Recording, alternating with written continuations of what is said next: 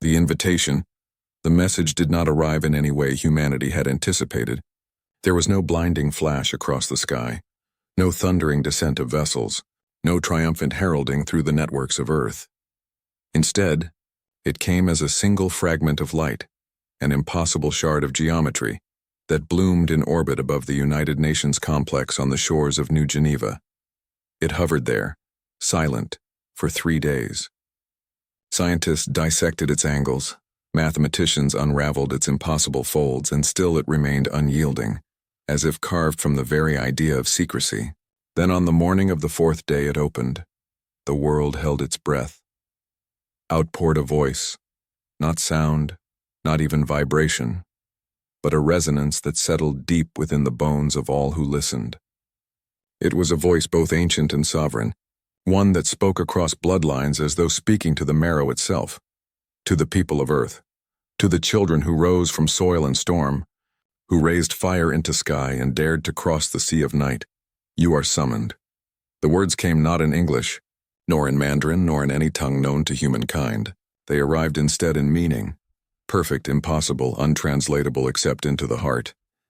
The Eternal Court calls you. At the ball at the end of the galaxy, where the dynasties of the cosmos gather to bind fate in music and ceremony, you are invited. One envoy will speak for you. Choose with care, for bloodlines shape destiny. And then the shard of light folded into itself and vanished, leaving only silence in its wake. For 3 weeks, the Earth did not sleep. News networks burned like fever. Theologians called it a sign of apocalypse, a reckoning. Politicians declared it opportunity, a chance to step into the theater of the divine. Ordinary men and women, miners in Patagonia, farmers in Punjab, sailors on the Arctic seas, wondered what it meant to be invited to a gathering so impossibly far away. In the corridors of power, arguments raged hotter than any war. Who would go? A president? A king? A scientist? A soldier? Each faction demanded their champion.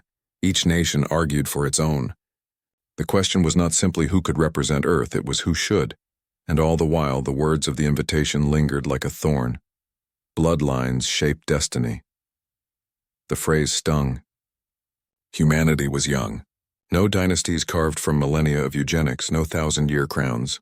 No great houses etched in the DNA of stars. Earth's history was one of blood, yes, but fractured, rebellious, self-made. Not a bloodline, but a mosaic. At last, after endless debate, a compromise emerged. The envoy would not be a ruler, nor a soldier, nor even a single scholar. They would be an ambassador chosen by merit, not birth, one who carried no crown but the weight of humanity's hope. Her name was Dr. Elara Myles. Elara was not the choice anyone expected. A xenolinguist, a scholar who had spent years in the shadow of Saturn's moons, cataloging strange whispers from deep space transmissions. She had never held elected office. She was no warrior. She was not even the product of old blood or wealth. Her family came from coal-stained hills in what had once been Appalachia, and yet she was chosen. Some said it was her brilliance. Others whispered it was her calm, the way she could stand in a room of chaos and let silence bend toward her. But perhaps it was this. Elara carried in her the stubbornness of Earth itself, the refusal to be defined by ancestry. On the night the decision was announced, the world gathered around flickering screens, in crowded squares, in temples and taverns, and listened to her first words as envoy. She stood not in grandeur but in simplicity, a slim woman in a dark suit, eyes wide, not with pride but with awe. I am no queen, she said. No dynasty speaks through me. I carry only one inheritance, the hope of my people. If the galaxy measures us by blood, then let them see ours, restless, untamed, forged in struggle. We will not bow for lack of lineage. We will stand, the world roared. Preparation began. Ships that had once been only for science were reborn into emissaries of pride. Engineers toiled, crafting a vessel that could pierce the labyrinth of wormholes leading to the court. Artists sewed garments meant to rival the finery of alien dynasties, weaving fabrics threaded with nanolight and histories encoded in fiber. And Elara prepared herself. She learned the ancient bow of the Orion dynasts, the spiral hand greeting of the Viari, the silent nod that meant life or death among the shattered princes of the Rim. She memorized genealogies not her own, names that stretched into the abyss of time. But in the quiet hours, when the halls emptied and the rehearsals ended, She stared at the stars and whispered the truth only to herself. They will laugh at us. She knew it. The words of the shard haunted her. Bloodlines shape destiny. In that arena, Earth had nothing. The noble houses of the galaxy were forged in eons, families that had engineered themselves into near divinity. Humanity would appear to them like wild children, dirty with the dust of a single young world. And yet, Elara thought, perhaps that was the strength. Children learn. Children grow. The day of departure arrived. It was dawn in New Geneva, and the ship awaited at the edge of the lake, sleek and silver, wings folded like a blade waiting for its moment. Crowds stretched for miles, faces lit by the pale fire of morning. They came to see not just a woman, but a world leaving its cradle. Elara walked the ramp alone. She wore a garment cut in human lines, black as space, stitched with a single thread of living gold that shimmered as she moved. No crown, no scepter, only a pendant at her throat, a tiny sphere of marble and blue, Earth itself suspended in crystal. As she turned to look back, silence fell. She saw faces upon faces, eyes upon eyes, old men leaning on canes, children on their fathers' shoulders, soldiers in worn uniforms, scientists clutching notes, mothers holding infants who would grow up in a different age, and for the first time she understood. She was not only Elara Myles, she was Earth. The ramp sealed, engines whispered. The ship rose like a dream into the sky. Above the atmosphere, stars greeted her. Ahead, the wormhole awaited, a luminous whirlpool of bending light, a gate older than nations. Somewhere beyond it, at the edge of the galaxy, the eternal court prepared its ball. Elara stood at the viewport, hands pressed against the glass, watching the earth shrink into a marble below. She thought of coal-dusted hills. She thought of voices laughing in the dark. She thought of the words she had spoken. We will not bow for lack of lineage. The ship tilted, engines flaring.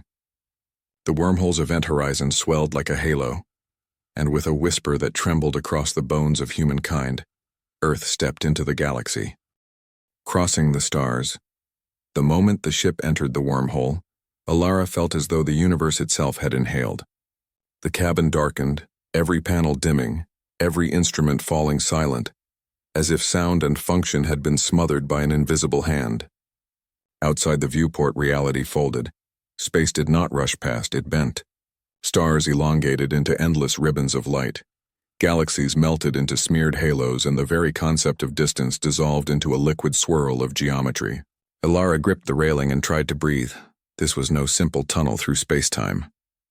It was a river, carved not by human minds but by civilizations so ancient their ruins now floated in nebulae. Humanity had mapped fragments of these wormhole veins, using them like cautious swimmers clinging to currents. But the path to the eternal court was no simple fragment. It was a symphony. Her ship was guided by beacons older than Earth itself.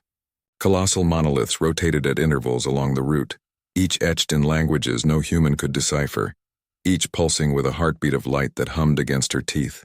They were guardians, navigators, perhaps even judges. And Elara wondered if they remembered every traveler who had passed.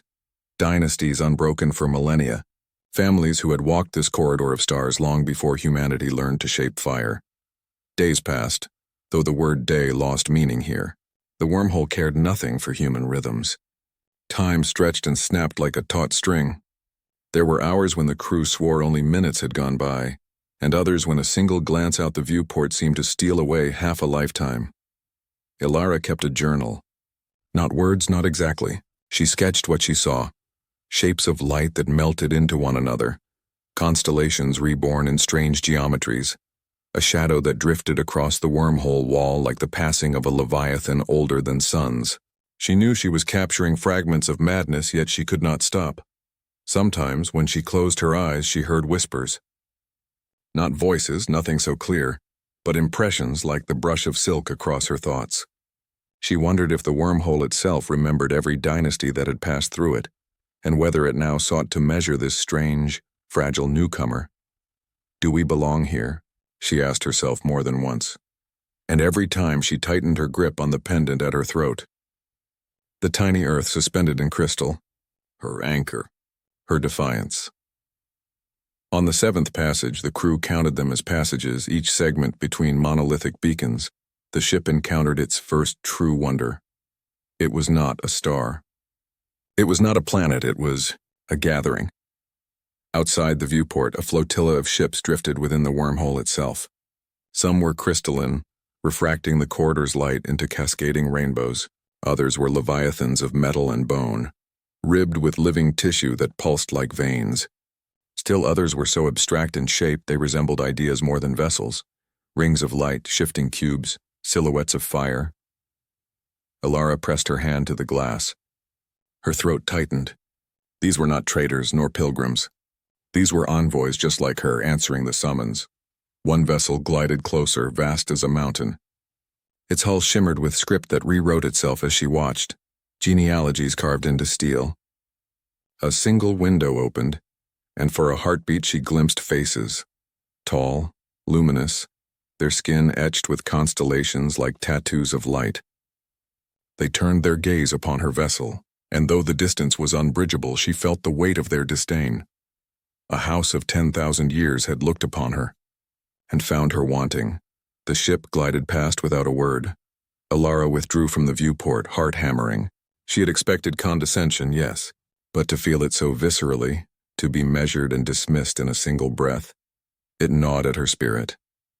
She retreated to her quarters. The walls were lined with silver screen displays, currently dark. She activated them with a gesture, and the room came alive with the histories she had been memorizing. Scrolls of alien bloodlines, fractal charts of inheritance, heraldic banners woven from DNA sequences, the dynasties of the galaxy. Some traced themselves back not just centuries but epochs.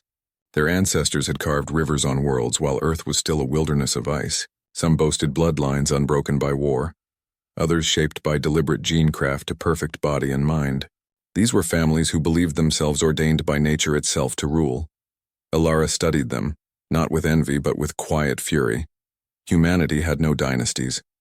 Humanity had no crowns forged in starlight. Humanity had only survival. Tribes crawling from caves, ships creaking across oceans, voices lifted in rebellion against tyrants. No noble house had granted humanity fire.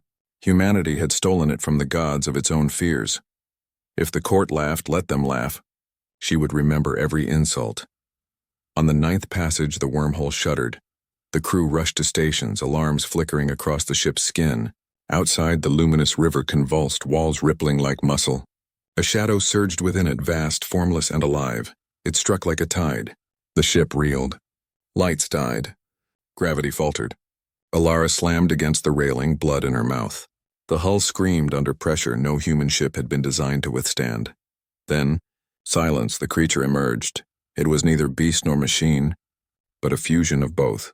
A leviathan shaped of glassy bone, spines like obsidian towers, eyes burning with nebular fire. Its wings scraped the wormhole walls, carving trails of light, and when it opened its maw, Elara felt its hunger pull at her soul. The crew shouted.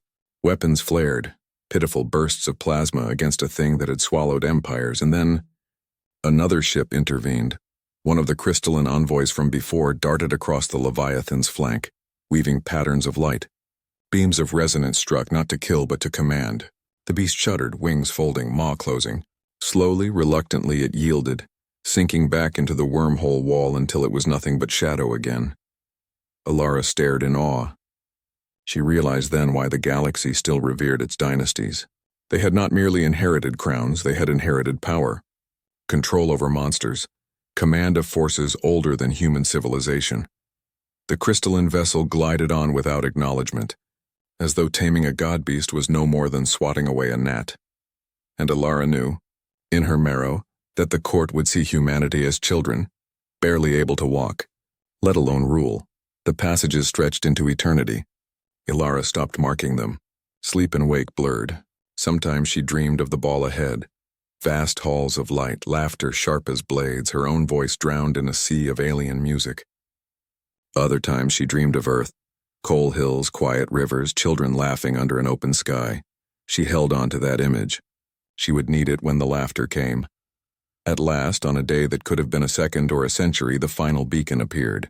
It was colossal, larger than any moon, carved in spirals of light that reached like fingers into infinity. Upon its surface burned a sigil that even Elara, alien to all this, understood. Arrival. The wormhole began to narrow. Light fractured. Reality stitched itself back together, and there, at the far edge of the galaxy, the eternal court revealed itself. Elara gasped. It was not a world. It was not even a station, it was everything. Suspended in the void hung an artificial continent shaped like a sprawling labyrinth of towers and bridges, spirals and domes, glittering with suns stolen from dying stars. Oceans of liquid light shimmered between palaces the size of mountains. Spires of crystal-pierced nebulae, thrones floated in orbit like satellites, and at its heart, a ballroom opened to the void, shielded by veils of energy so thin they looked like silk. Music rippled from it, audible across space, woven from pulsars and comet trails. The ball at the end of the galaxy had begun. Elara stood frozen, hand at her throat, the weight of Earth heavy in her chest. She felt very small, and very, very alone. Arrival at the Eternal Court. The ship descended like an insect into a cathedral. Above her, the Eternal Court stretched into eternity, an artificial continent suspended against the edge of the galaxy, its towers spearing nebulae, its oceans glowing with tides of liquid starlight. From orbit it seemed infinite, from within it was suffocating. Elara Myles stood at the viewport as the vessel threaded through a corridor of spires. Ships of every imaginable design glided beside her, crystalline vessels that bled prismatic halos, bone leviathans whose hulls pulsed with veins of fire, living corals that reshaped themselves as they flew. Each bore the sigil of a dynasty. Each carried bloodlines more ancient than her world. The docking field opened like a blossoming flower. At its center rose a hall of black stone carved with runes so vast they could only be read from orbit. The hall's surface shimmered, not with reflected light but with moving history. Scenes replayed in endless sequence. Wars waged between empires, coronations of rulers whose reigns had spanned epochs, bloodlines stretching like rivers across the ages. It was less a hall than a proclamation. We were here long before you and we will remain long after. The ship's engines fell silent. The ramp lowered, Elara's heart hammered. She was not dressed in alien regalia. She had chosen a garment simple yet deliberate, a robe of woven black threaded with gold, sharp lines echoing constellations of Earth. At her throat hung the pendant of blue and marble, her planet in miniature. It was not grandeur. It was identity, and it would have to be enough. The hall swallowed her in silence. The ceiling rose higher than clouds, disappearing into a dome of shimmering light. The floor was polished obsidian, reflecting her steps until it seemed she walked both upon and within the hall, and at the far end waiting was the first of the court. They came in procession, not rushing but gliding, their movements deliberate, ceremonial.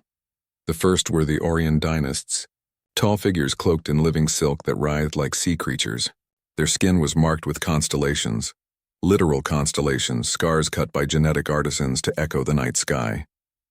Each face bore the same sharp jaw, the same colorless eyes. 10,000 years of inbreeding made flesh. Behind them came the Veyari, luminous beings whose bones glowed through translucent skin. They did not walk but hovered, trailed by rings of energy that spun like halos. Their line, rumor claimed, stretched back to the first suns themselves. Then the shattered princes, fragmented beings whose bodies were half machinery, half flesh, broken long ago in some forgotten war. They wore their scars as crowns, each fracture a claim to survival, and more than Elara could count. Dynasties whose names tasted of metal and wind, houses older than the word human. They assembled in silence, their gazes converging on her. Elara felt the weight of every eye. Her throat constricted, her palms dampened, but she lifted her chin. The steward of the court stepped forward. He was neither man nor beast, but something between, a creature of silver skin and eyes that burned with pale fire. His voice rolled across the hall, deep as thunder. Envoy of Earth, you stand in the presence of the Eternal Court. You stand where bloodlines gather to weave destiny. Know your place. Speak your name. Elara's breath trembled, but she steadied it. I am Dr. Elara Myles, she said. Daughter of no crown, heir to no dynasty. I come not by lineage, but by choice. I am chosen by the people of Earth to bear their voice. Her words echoed, stark and plain against the grandeur of the hall. The silence that followed was not empty. It was sharp, filled with the weight of judgment. Then soft and cruel laughter rippled.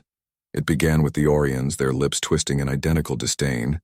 The Vayari followed, their halos pulsing mockery. Even the shattered princes let out a fractured hum of amusement.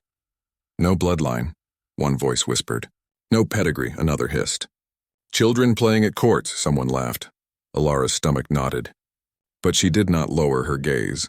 The procession ended not in the hall, but beyond it. Doors taller than mountains opened and music spilled forth. It was not music as Earth knew it.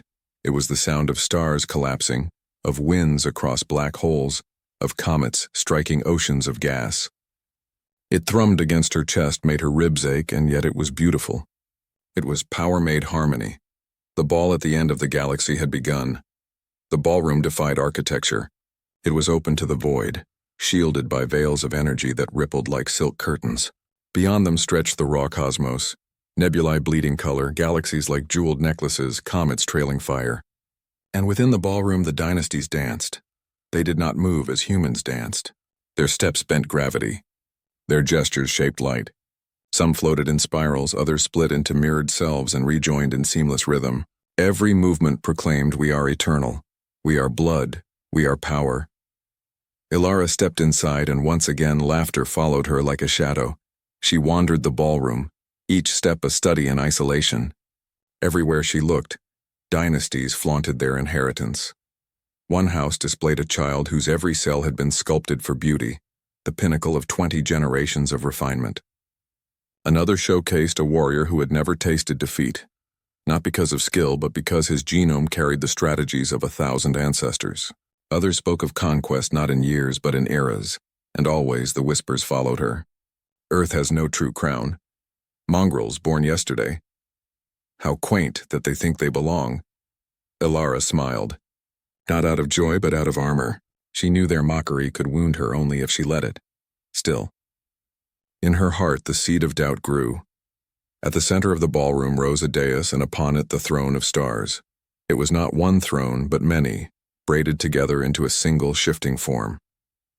Upon it sat the crowned regent, the temporary steward of the court until the next ceremony of inheritance. The regent was no ordinary being. Their bodies shimmered with shifting faces, a lineage made visible. Dozens of ancestors flickered across their skin, speaking through them, guiding them. When they spoke, it was with the voice of many. Envoy of Earth, you are welcome in the court. You are welcome at the ball. The words were honey. The tone was steel. Elara bowed, awkwardly, for she did not know the 1,000 subtleties of galactic etiquette. The court watched. Smirks deepened, and then the regent added softly, "May your bloodline prove worthy." The laughter that followed was a blade. That night, Elara returned to her quarters overlooking the ballroom's outer rim. From her balcony she could see the void itself, stars bleeding across the horizon. She gripped her pendant, Earth's tiny marble, and whispered to it, "They mock us.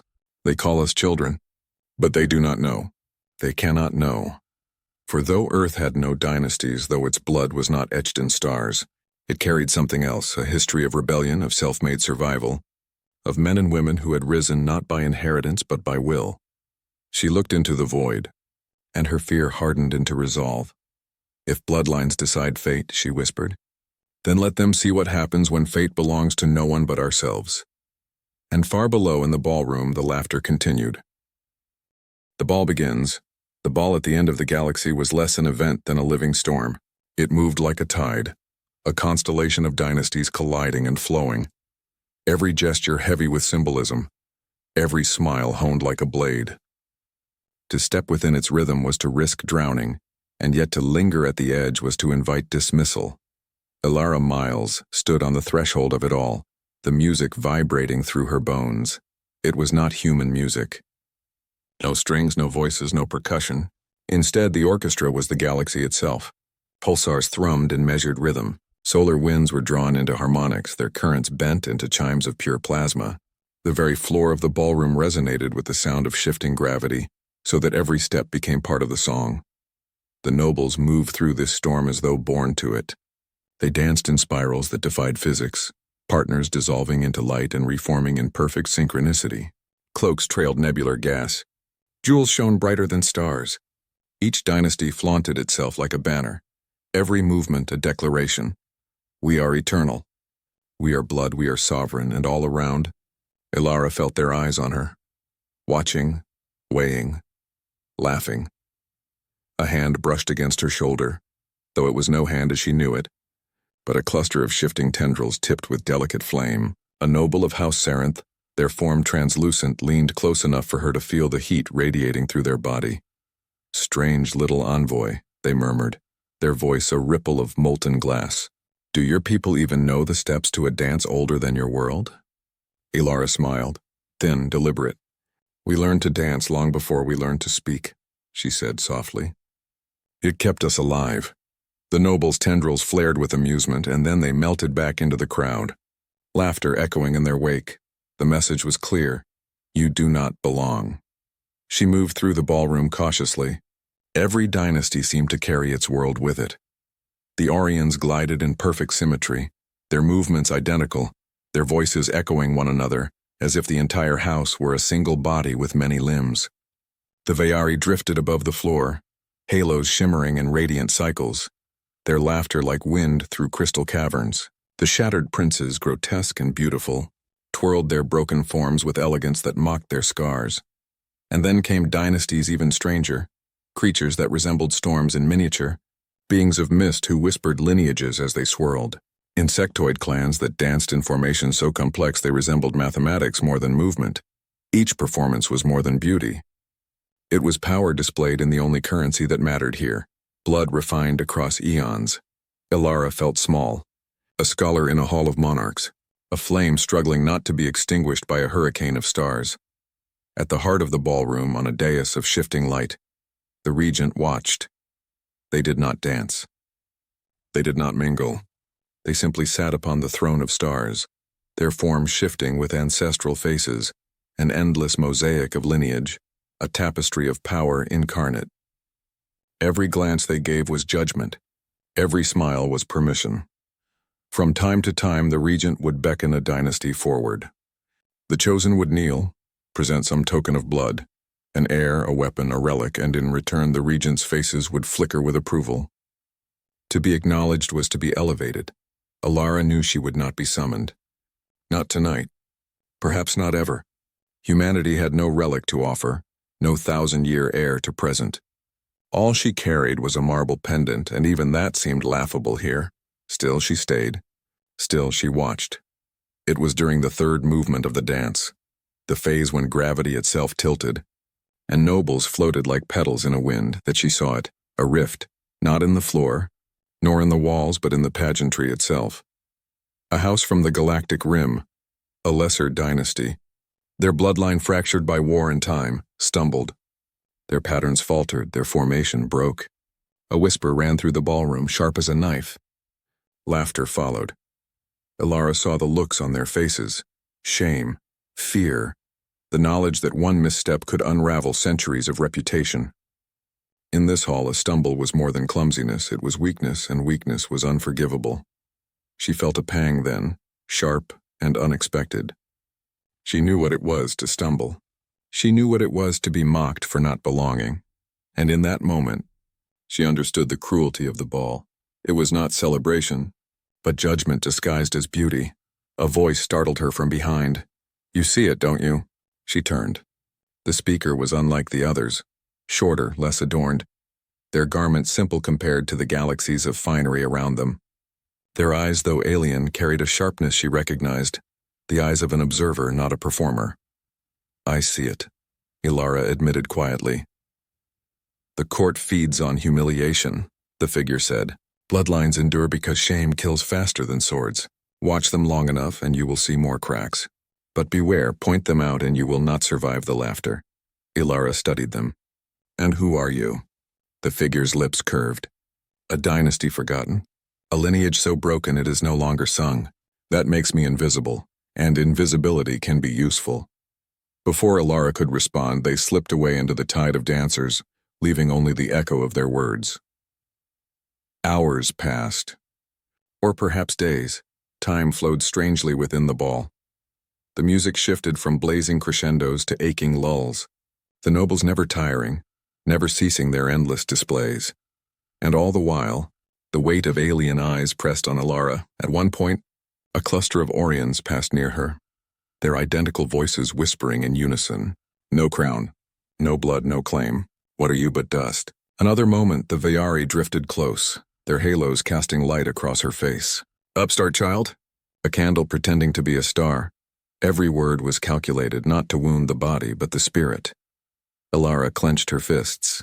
She thought of Earth, of miners who had bled in darkness, of rebels who had defied kings, of children who had grown from hunger into strength. She thought of her people, and she smiled. When the final movement came, it was like watching the galaxy breathe. The music swelled into a storm of collapsing stars.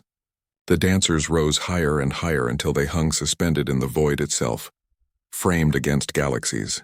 For a heartbeat it was breathtaking, alien and terrible and beautiful. And then silence. The nobles descended, robes trailing light, halos dimming, movements slowing. The regent stood. The throne of stars shimmered, faces flickering across their body like dying embers. The ball is begun, they declared, their voice echoing through eternity. Fate shall be woven in the nights to come. Bloodlines shall speak and destiny shall bend. The nobles bowed. Music died. The storm ended, and Elara Myles, envoy of Earth, stood alone at the edge of it all, her heart heavy with the knowledge that the true battles had not yet begun. That night, in her quarters, she wrote a single sentence in her journal.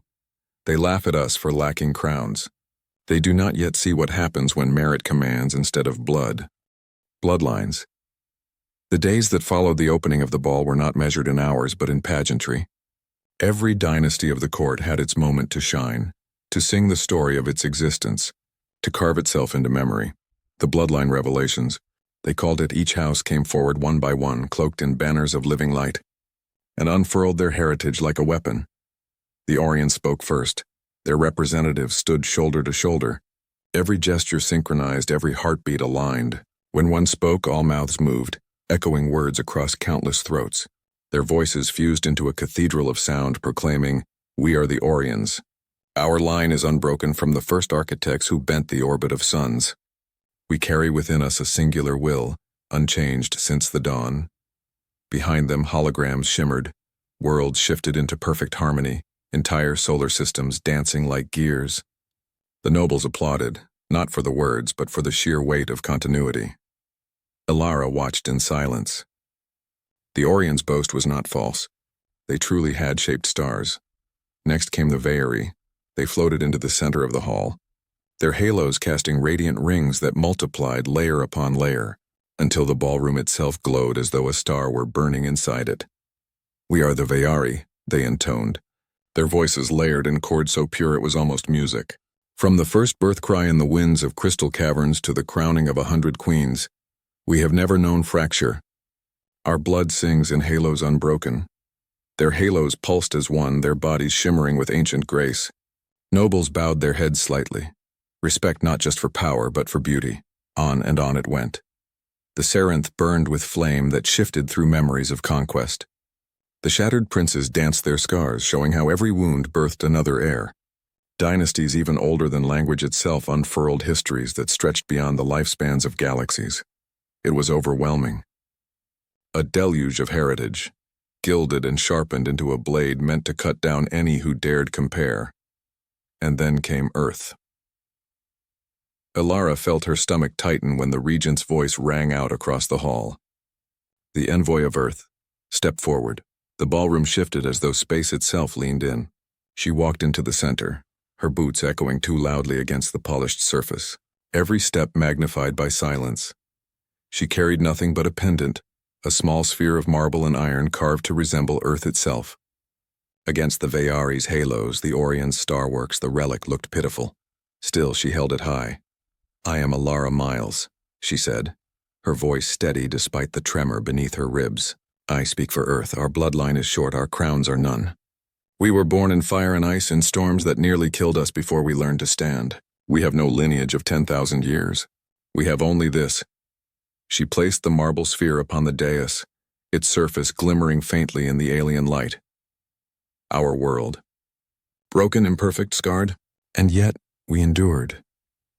The silence was sharp, too sharp. Then the laughter began. It rolled like thunder, rising from every corner of the ballroom. Nobles covered their mouths, their jeweled shoulders trembling, halos flickering with amusement. Some did not bother with discretion. They pointed openly, their voices ringing with scorn. "A pebble," cried a shattered prince, his fractured mouth splitting into a grin. "A child's toy," sneered the Orions, their identical voices echoing like mockery in a cathedral. "Dust pretending to be destiny," whispered the Veari, halos pulsing with disdain. Elara stood motionless. The marble sphere lay on the dais, insignificant beneath the regent's gaze. For a moment, shame pressed down on her shoulders, heavy as gravity. Every laugh was a weight, every sneer a chain. She thought of her people watching, unseen but present in her mind, and wondered if she had failed them already. The regent did not laugh. Instead, their form flickered, faces shifting, bloodlines echoing through their body. They leaned forward, eyes burning with strange amusement. "No crowns," the regent murmured. "No bloodline to sing. And yet you dare to place a world before us." Their words hung like a blade. The nobles fell silent, waiting. The regent smiled, cold, knowing. "Very well. Earth shall stand. But remember, little envoy, in this court lineage is not shown with stones. It is proven in survival. Let us see if your world survives laughter." The hall erupted again, not with laughter this time, but with applause sharpened into mockery. That night, Elara returned to her quarters with the sound of it still ringing in her ears. She sat at her desk, the marble pendant in her palm, her knuckles white. They had laughed. All of them. Not at her, but at her world. At the very idea of humanity daring to stand beside them.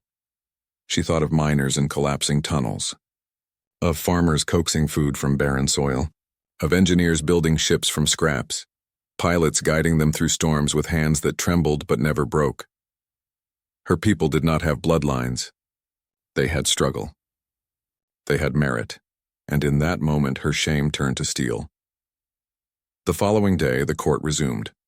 Nobles strutted, flaunting their ancestry like jewels. They laughed more openly now when Elara passed, as though her presence were a convenient joke to be shared between more important conversations. But beneath the laughter, she sensed something else.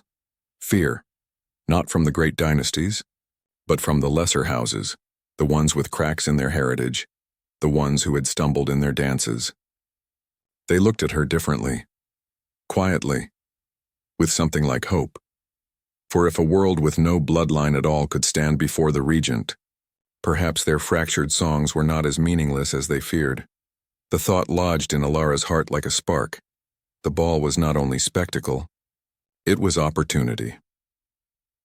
On the 7th day of Revelations, when the nobles gathered again beneath the regent's throne, Elara wrote a single line in her journal. They measure destiny by blood. We measure it by what we build, and though she did not yet know how, she vowed the court would see it, whether they wished to or not. The regent's test, the ball at the end of the galaxy did not sleep. By the 6th cycle, Elara had learned that the court's rhythm was not one of days and nights, but of trials and displays. Every feast, every dance, every revelation was a proving ground. The nobles circled each other like predators dressed in jewels, measuring bloodlines not by their age alone, but by their ability to humiliate, endure, and dominate. It was inevitable, then, that the regent would turn their attention to her.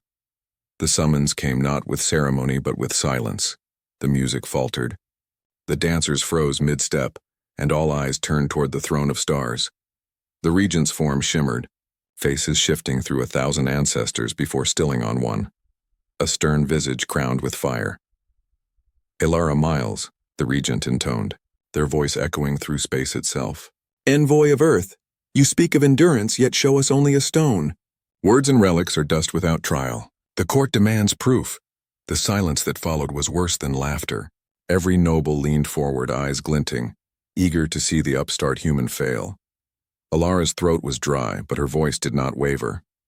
"What proof do you demand?" The regent's smile was cruel and beautiful. "Survival." The floor of the ballroom shifted.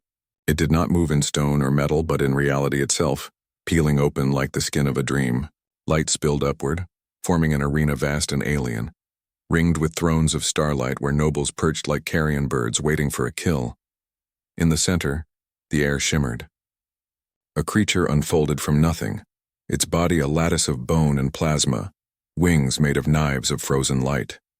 Its roar cracked the silence, shaking even the halos of the Veyari. The nobles applauded. The regent raised their hand. This is a Vaelith, they said. A predator bred to cull weakness from the rim worlds. It has ended dynasties older than your species.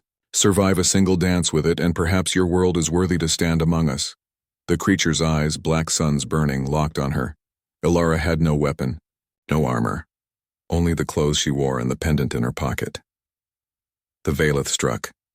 Its wings cut the air, sending shards of frozen light slicing toward her. Elara dove, the floor cracking behind her, sparks scattering like stars. She scrambled to her feet, heart hammering, the laughter of nobles rising around her like a tide. Run, little envoy, a shattered prince jeered.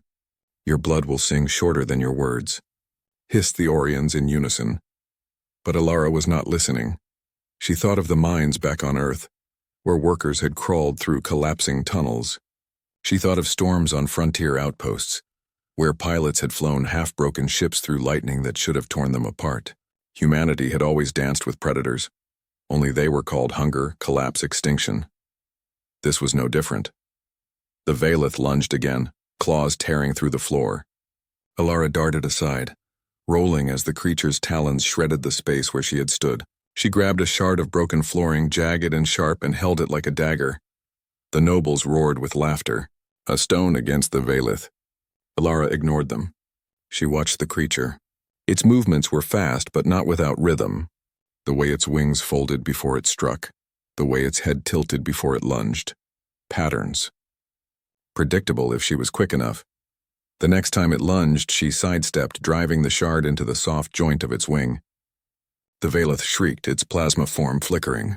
The crowd gasped, laughter turning to startled whispers. Bloodline predators had been wounded before, but rarely by hands so unadorned. The battle was no victory march. It was desperation incarnate. Elara ran until her lungs burned, dove until her skin bled from cuts and bruises. Each time she struck, it was not strength but timing. Each time she survived, it was not lineage but will. Minutes or centuries passed in the storm of it. Until finally the Vaelith staggered, its wings shattered, its plasma body flickering. It collapsed onto the arena floor, roaring one last time before dissolving into nothing. The hall was silent. Elara stood trembling, her shards still in hand, her chest heaving. She was bruised, cut, bloodied, but she was alive. She had survived. The regent rose slowly, their form flickering with 1,000 ancestral faces, some furious, some surprised, some quietly impressed. Curious, they murmured. A world without crowns, and yet it does not kneel to predators. Perhaps there is more in your veins than dust after all. The nobles erupted, not in applause but in argument. Some cried out that the trial had been unfairly easy. Others demanded she face another. A few, however, whispered with unease. If humanity could endure this, what else might it endure? Elara said nothing. She only bowed her head slightly and stepped out of the arena, her legs shaking, her body aching, but her spirit burning brighter than it ever had. That night, alone in her chamber, she uncurled her hands. The shard of flooring she had used was still there, slick with her own blood. She placed it beside the marble pendant. A relic of her people's fragility, a relic of her own survival. Side by side, they seemed to speak the truth she had always known. Humanity's bloodline was not written in crowns. It was written in struggle, she wrote in her journal. They gave me a predator meant to end dynasties. We endured. Tomorrow they will laugh again, but laughter cannot erase what they saw, that we are harder to kill than they imagined. And in the deep silence of the galactic night, far beyond the laughter of nobles and the gaze of the regent, Elara Myles allowed herself a single, exhausted smile. The test was only the beginning. Alliances in the shadows, the Vaelith's death lingered in the air like smoke. Even days after the trial, the court could not stop speaking of it. Some said the regent had chosen a weakened beast, making a mockery of the test. Others insisted the human must have been lucky, that no mortal without lineage could possibly have survived by merit alone. But beneath the noise, beneath the laughter and arguments, a new current moved quietly through the ball. Fear. And where fear grows, so does opportunity. The great dynasties sneered louder than ever. The Orions' voices echoed in perfect contempt. Survival is not nobility. A stone that endures storms is still a stone. The Veyari's halos burned brighter, their laughter like shattering glass. Even the regent amuses themselves with pets from lesser worlds. The shattered princes hissed from behind broken smiles, warning that humanity's defiance was nothing more than a brief flame before inevitable ruin. But Elara noticed something the dynasties failed to see. When she walked through the grand halls, past thrones of plasma and banners of living gas, the lesser houses did not laugh. They watched. Eyes followed her not with ridicule but with hunger. With hope. The first to approach her was a house so minor their name was hardly sung in the opening dances. The Sinari. They were insectoid, their bodies crystalline, their voices a chorus of clicks and hisses. Once they had ruled a cluster of rim worlds. Now their empire was ash, burned by the Orions, stripped of honor. Their line was cracked, their banners dim. They found her in a starlit corridor where the walls rippled like water. "You bleed," they said in unison, their mandibles clicking. "We saw it. You bleed and yet you survived. That makes you kin." Elara tilted her head. "Kin?" "Bloodlines are cages," they hissed. "We know this. You know this. Alone we are dust. Together perhaps, storm." The offer was not spoken, but it lingered between them like static. A spark. Elara nodded slowly. "Perhaps." Others followed. A minor offshoot of the shattered princes too scarred to be recognized by their own kin. A drifting clan of mist-born beings whose lineage had been ridiculed for losing the clarity of their ancestral songs. A forgotten scion of House Arave, stripped of title when their bloodline failed to produce heirs. They came not with open hands, but with whispers. "You endured what we could not. You make the great houses tremble, though they laugh. If a world without crowns can stand, perhaps so can we." Elara listened. She did not promise. She did not bind herself. But she let the whispers coil around her, growing into threads. Threads that could, in time, become a web. The regent watched. Of course they did. Their throne loomed above all, faces flickering, eyes sharp with amusement. They said nothing, but Elara felt their gaze like gravity, pulling at every step she took. Was this their intention all along? To test her, not for survival, but to see if she could disrupt the fragile balance of fear and loyalty that held the court together. Perhaps, but if it was a game, she would play it. During the next grand feast, she saw her chance. The ballroom shimmered with rivers of starlight, tables stretching for miles, food conjured from the memories of entire planets. Nobles feasted not to live but to flaunt. Every bite was a display, every toast a performance of heritage. The Orions drank light distilled from suns their ancestors had harnessed. The Veyari dined on crystal winds, their halos glowing brighter with each sip. The shattered princes devoured meats carved from beasts extinct for millennia, their scars glistening in pride. Elara sat at the edge, her plate empty. When laughter turned her way, she raised her glass not with wine but with water. "This," she said softly, letting her voice carry, "is what my world drinks. No suns, no halos, no extinct beasts, only water. And yet without it none of us, no dynasty, no crown would survive." The hall went silent. Some scoffed, some sneered. But she saw the Sinari tilt their heads in approval. The Mistborn swirled with quiet laughter. It was a small defiance, but one that carried meaning. To the mighty it was mockery. To the forgotten it was a banner. Later that night, in the shadows of her chamber, the forgotten scion of House Arave came to her. Their face was half hidden, their voice low. "You are dangerous," they whispered. "Do you know why?" "Because I survived?" Elara asked. "No. Because you make survival look like honor." The words struck her like a blade of truth. The court thrived on humiliation. Bloodlines endured because others were made to feel lesser. But if survival itself, raw, unpolished, unadorned, became a virtue, then the foundations of the ball would tremble. Elara closed her journal that night with a single line. They laugh louder now, but not all their laughter is real. Some of it is fear dressed in jewels. The alliances were fragile. Whispers in corridors, glances during dances, shared silences at feasts. But they were there. And Elara understood something vital. Humanity had come to the ball alone. But perhaps it would not remain so. Perhaps Earth's greatest gift was not crowns, but the ability to bind the broken together until they became unbreakable. The duel of crowns. The whispers of alliance had not gone unnoticed. For every lesser house that leaned toward Elara with quiet hope, a greater dynasty leaned harder into contempt. The regent had tested her with the Valeth, and she had survived. That alone would have been scandal enough. But her survival had become something worse, a seed, a symbol. And symbols are dangerous in a court built upon blood. The dynasties decided it could not be allowed to grow. The challenge came during the 9th feast. The Orions rose as one. Their bodies moved with eerie synchronicity, their identical eyes glinting like mirrors. When they spoke, their voices fused into a single echo, filling the ballroom like the tolling of a bell. Envoy of Earth, they intoned. You speak of endurance. You flaunt survival as if it were nobility. Yet nobility is not survival. It is sovereignty. It is command. We demand proof. The hall fell silent. The regent leaned forward, their shifting faces stilling on one of sharp amusement. And what proof do you demand, Orions? A duel, the Orions answered. Bloodline against dust, heir against envoy. Let the court see what lineage means when tested by strength.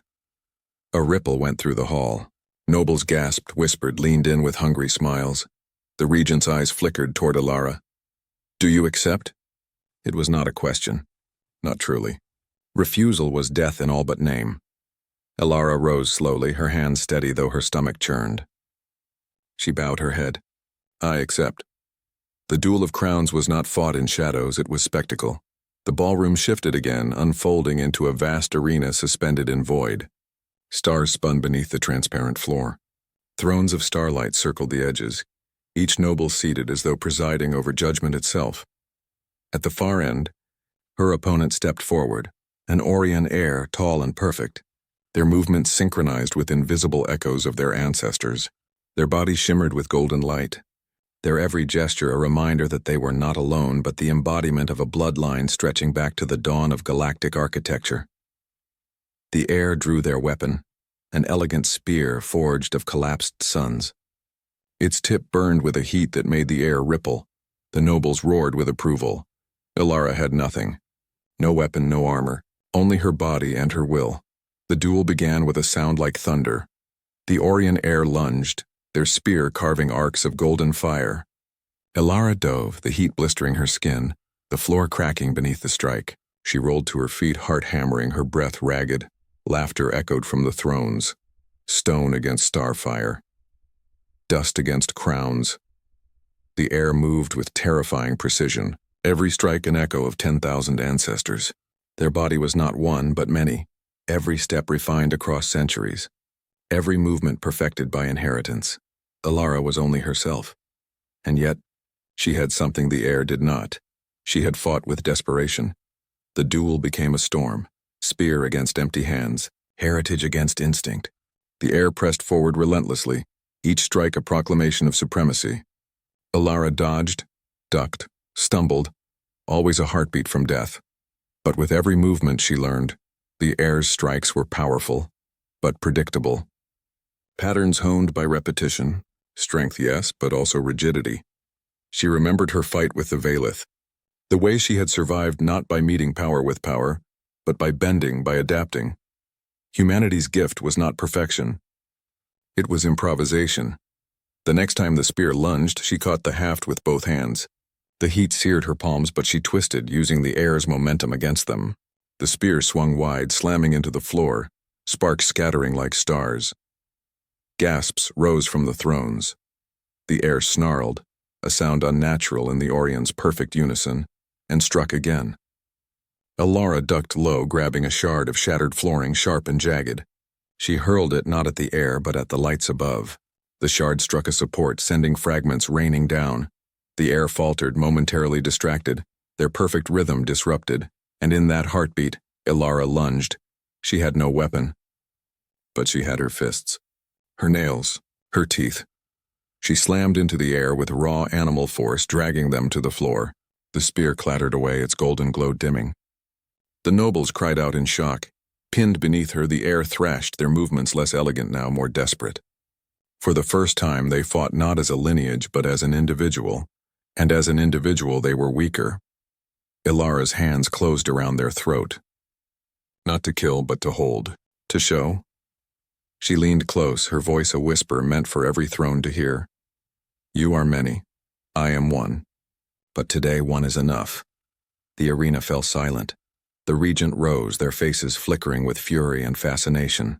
The Oriens sat rigid, their voices muted, their pride wounded deeper than blood. At last the regent spoke. The duel is ended.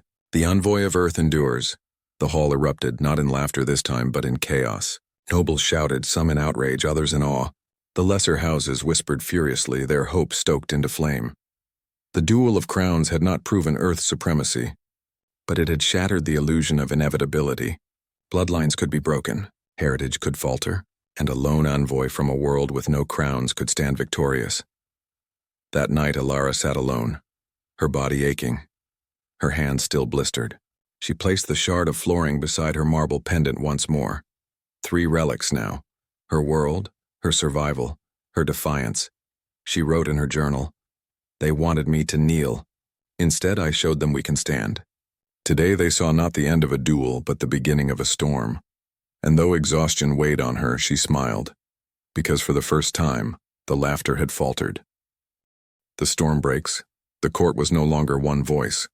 Where once laughter had rung in cruel unison, now the air thrummed with argument, with whispered dissent, with the snapping of bonds once thought unbreakable. The duel of crowns had done more than bruise the Orien's pride. It had exposed the possibility that nobility itself could falter. Possibility is a dangerous contagion. The lesser houses began to move first. They were cautious, their words wrapped in veils of metaphor and ritual, but their intent was sharp. They gathered in alcoves of starlight, their robes drawn close, their voices low. They spoke of new blood, of unwritten legacies, of the chance to breathe in a court where every breath is owned by heritage. And in their murmurs, Elara's name surfaced again and again. The envoy who endured the Valeth, the envoy who defeated the Orien heir, the envoy who showed the regent that defiance does not crumble. The regent, of course, saw it all. The throne of shifting faces did not sleep. The regent's gaze lingered on Elara as though weighing her anew, as though measuring how much of the court's fracture was her doing, and how much was the natural rot of empire. Their many mouths whispered to their advisors, to their spies, to the Oriens nursing their wounded pride. And then came the decree. Let the envoy be tested again, not by duel, not by beast, but by allegiance. If she claims to inspire, let her prove whom she inspires. She will gather allies before the court, and they will stand beside her openly. Let us see how many dare. It was a masterstroke of cruelty. The regent had turned hope into a trap. The summons spread across the dynasties like wildfire. Every house was commanded to declare themselves, whether for earth, for the regent, or for silence. To side with Elara was to spit in the regent's face. To stay silent was to reveal cowardice. To side against her was to crush the spark before it grew. The great hall transformed into a tribunal. Thrones hung like moons in orbit, their light casting sharp shadows. The regent's dais burned brighter than all, a sun of shifting faces, each expression a different cruelty. Elara stood in the center, small against the enormity of judgment. Her marble pendant weighed heavy at her chest. The first house declared, the Myrmidons, cloaked in flowing silver, their eyes like liquid mercury. They rose with elegance, their words smooth as silk. We stand with the regent, gasps rippled. Not because of the declaration, loyalty was expected, but because of the timing. To be first was to set the tone, to invite others to follow. The Oriens stood next, their voice a cold, united echo. We stand with the regent. The chamber hummed with approval from the great houses. The tide was forming against her. Elara's pulse thundered in her ears, then came a whisper, a tremor. House Kale, a dynasty of shadow weavers, stood in silence for a long moment before bowing low. Not to the regent, but to Elara. We remember endurance. We stand with earth, the chamber erupted. Nobles shouted, faces twisted in rage, laughter returned like daggers.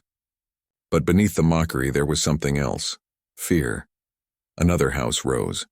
And another, not the mighty dynasties, not yet, but the smaller bloodlines, the houses who had been stifled, suffocated, stripped of voice by the regent's endless dominion. They stepped forward one after another, declaring not loyalty to Elara's world, but to the idea she embodied that the court's grip could be broken. For every house that declared for Earth, 10 declared against her, but the numbers mattered less than the fracture itself. The illusion of unity, the regent's most potent weapon, was gone. The regent's many faces twisted, fury flickering through their kaleidoscope of features. Yet they did not strike. Not yet. Instead, they smiled. A terrible smile stretching across a dozen mouths. "So be it," the regent said. "The court is divided. Then let us move from words to war." The chamber groaned, unfolding once more. This time it did not shape into an arena or a hall. It stretched outward into a battlefield suspended in void, a plain of obsidian glass beneath a sky of dying stars. Thrones hovered above like vultures circling carrion. The regent's voice filled the dark. "You who side with Earth, stand beside her. You who stand with the regent, crush her. Let us see if defiance can withstand war." The nobles cheered, their hunger for spectacle drowning even their fear. Elara's throat tightened. This was no longer survival. This was no longer duel. This was open war, a crucible that would burn the truth of every oath. And yet, when she looked to her side, she saw them. The Kale shadow weavers, their cloaks rippling like night. The House of Lorith, their armor patched and humble, but their eyes fierce. A scattering of others, small, overlooked, but here, she was not alone. The regent raised their hand. A gesture like a falling star, and the battlefield lit with fire. Legions of spectral constructs emerged, drawn from the regent's will, their forms shaped by the loyalty of the dynasties who sided with them. Towering beasts, armored knights, rivers of flame given shape. Against them stood Elara and her fragile handful. She clenched the marble pendant in her fist. Her voice was steady. "We stand not for crowns, but for the right to rise. Hold the line." And then the storm broke. The clash was thunder. Constructs of fire met blades of shadow. Armored giants slammed into soldiers of light. The battlefield shook with every strike, the obsidian glass cracking beneath the weight of war. Elara fought in the chaos, her movements desperate but sure. She had no weapon, but she wielded shards, debris, the very battlefield itself. Improvisation again, humanity's one inheritance. Around her, her allies fell, rose, bled, endured. For every one crushed, 2 more surged forward, their defiance sharper than any blade. Above, the throne screamed, cheered, roared. The regent watched with unblinking, merciless eyes, and in the heart of the storm, Elara felt it. Not just fear, not just desperation, but something greater, hope.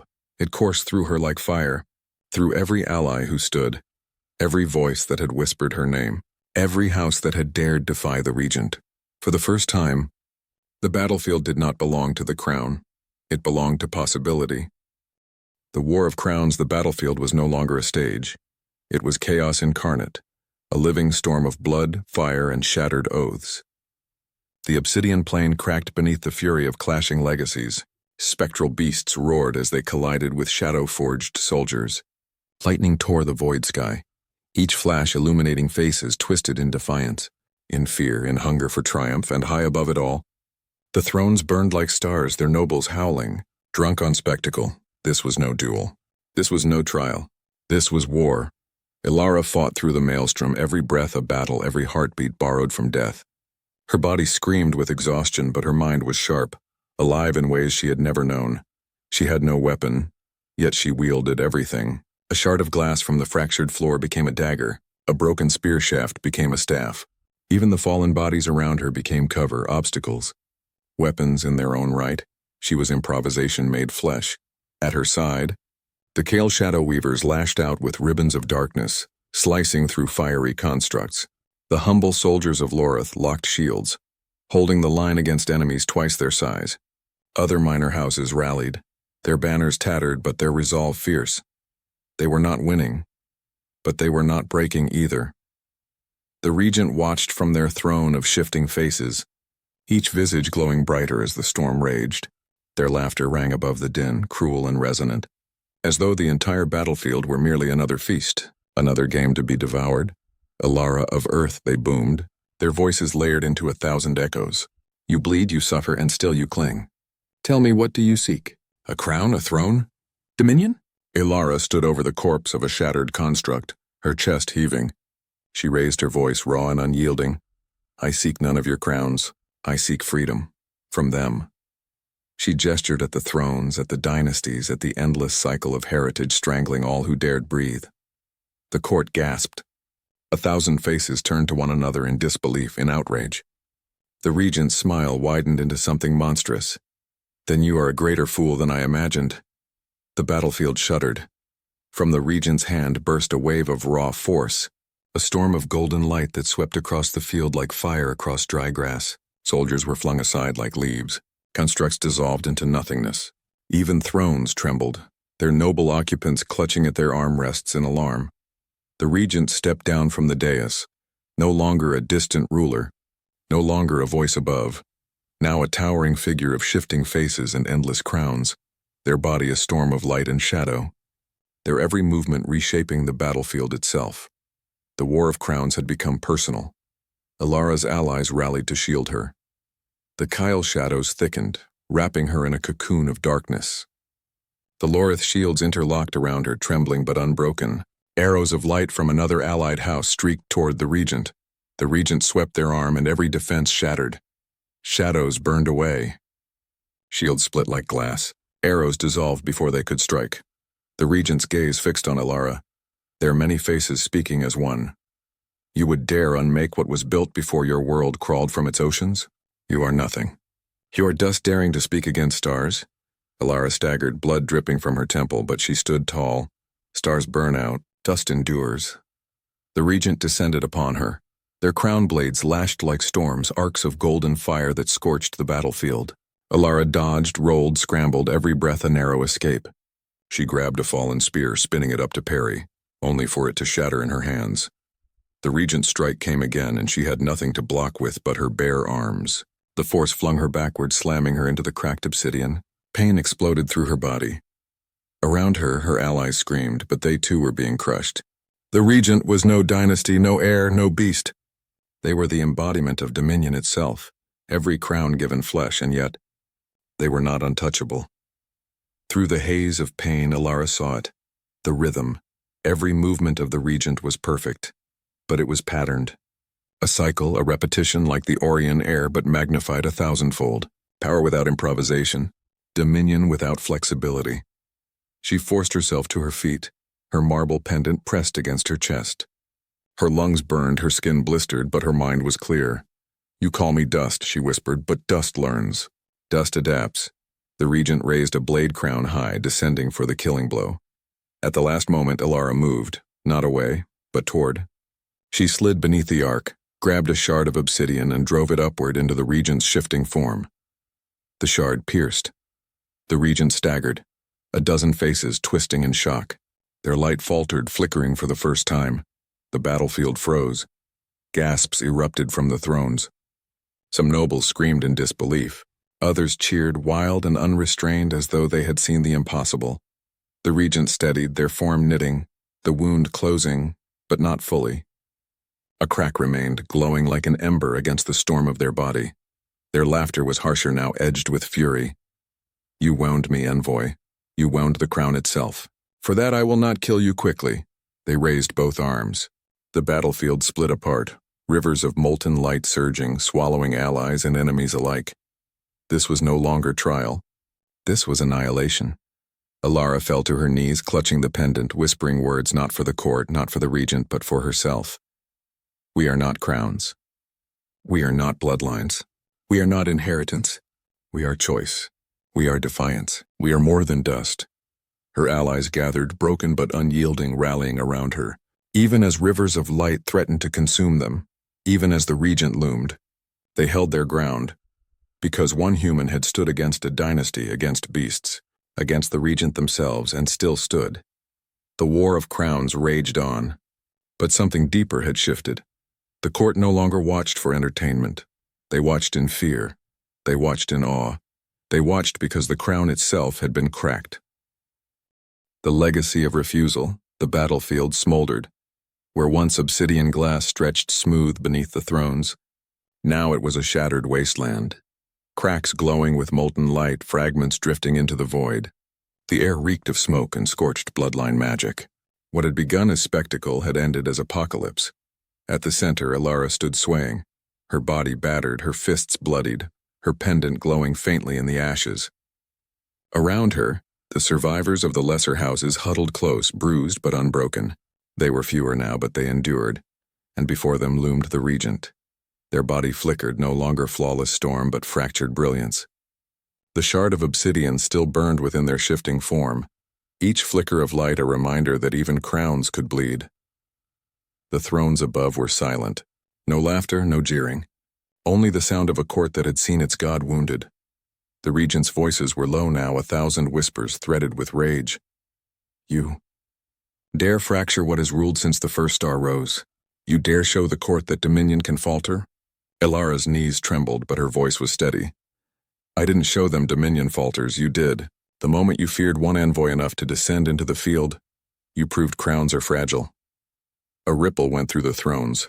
Whispers burst like sparks, racing through dynasties that had never before questioned their inheritance. The regents staggered, their faces twisting, some in fury, some in doubt. For the first time, the crown itself looked mortal. Then came a voice from the shadows. House Kale rose, their cloaks rippling, their leader's voice cutting the silence. We stand with Earth. Not because Earth is mighty, but because Earth is free. Another house rose, then another.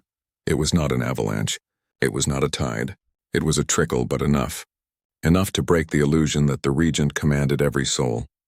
Enough to fracture the unity the court had wielded as weapon. The regent's fury surged, light blazing, cracks widening. You would betray the crown? No, a lesser noble shouted back. We betray fear, the regent roared. Their form expanded, filling the sky, their crowns blazing like suns. Their fury became raw force, rivers of fire ripping through the air. Thrones cracked. Nobles shrieked as their seats of power trembled. But Elara did not retreat. She stepped forward. Her pendant clutched tight, her voice rising above the storm. You can burn the battlefield. You can silence every voice. But you cannot unmake what has already happened. They have seen you bleed. They have seen you fear. You can kill me, Regent, but you cannot kill what I represent. Her words carried, amplified not by magic but by truth. The court heard. The dynasties heard. Even the regent, for all their fury, heard. The regent struck. A final blow, their hand descending like a star collapsing, a weight meant to erase her from existence. Elara did not move. She lifted the marble pendant, holding it high. A shard of a small forgotten world, the strike met stone, and the stone did not shatter. Instead, light burst outward, not from the regent, not from crowns, but from the pendant itself, from Earth, from everything humanity had endured. A brilliance raw and imperfect, but alive. The wave of light surged through the battlefield, washing across nobles and soldiers alike. Constructs dissolved. Thrones shuddered. The regent staggered back, their forms splitting wider, the cracks within them glowing white-hot. They screamed not in pain, but in something worse. In disbelief. When the light faded, the regent was still standing, but their crowns had dimmed. Their many faces no longer burned with certainty. They flickered, fractured, a storm unraveling, and the court was no longer silent. Some nobles bowed their heads to Elara. Others turned on the regent, their whispers knives in the dark. The great houses sneered, but their unity was gone. The regent looked upon the court, upon Elara, upon the battlefield they could no longer control. Then, slowly they stepped back. This is not an end, they hissed. This is fracture. Fracture is not freedom, it is war. And with that, their form dissolved into starlight, vanishing from the battlefield. The regent had not been defeated, but they had retreated. The battlefield fell into stunned quiet. Elara collapsed to her knees, the pendant slipping from her fingers. The survivors of the lesser houses rushed to her side, lifting her, steadying her. She had no crown, no throne, no dominion, but she had something greater. Legacy. Days passed. The court did not heal. Whispers spread like fire, carried from hall to hall, dynasty to dynasty. For the first time in living memory, the regent had retreated. For the first time, the court was divided openly. Dynasties declaring allegiance not by heritage but by choice. And at the center of it all was not a crown, not a dynasty, not a god, but a woman from Earth. Elara wrote in her journal, "They asked me to kneel. I refused. They asked me to fight. I endured. They asked me to vanish into silence. I spoke. I may not see what comes next. But I know this. The idea has already escaped the court. The regent can break bones, but not belief. And belief spreads faster than fire." She pressed the marble pendant into the page, leaving its imprint in the ash-stained leather. Her legacy was not victory. Her legacy was refusal. Above the court, the thrones still burned. The regent would return. Wars would come. Blood would follow. But things had changed. The court had seen that crowns could fracture. Dynasties had seen they could choose. And somewhere in the dark halls of empire, lesser voices began to dream of a different tomorrow. And on a quiet, blue world, spinning far from these halls of starlight, humanity waited, unaware that their envoy had lit a spark that could burn an empire.